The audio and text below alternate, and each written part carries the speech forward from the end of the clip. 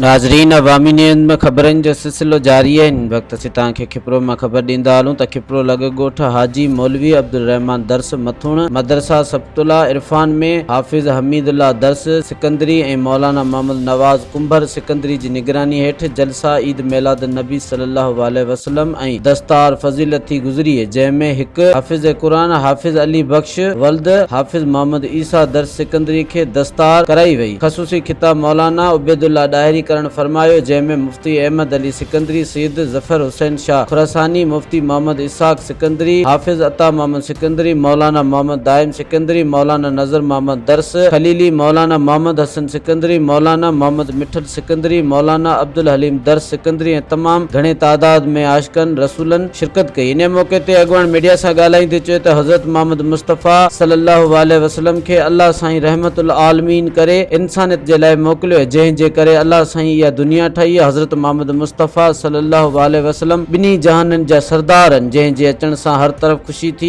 असांखे फ़ख्र हुजणु घुरिजे, छो त असीं हज़रत मोहम्मद मुस्तफ़ा सल्लल्लाहु अलैहि वसल्लम जी उम्मत आहियूं, जेको क़यामत जे ॾींहुं असां जा अमाल अल्लाह साईं खां बख़्शाईंदो। मज़ीद खबरों और तफसीलात के लिए विजिट करें हमारी वेबसाइट www.awamiNewsHD.com।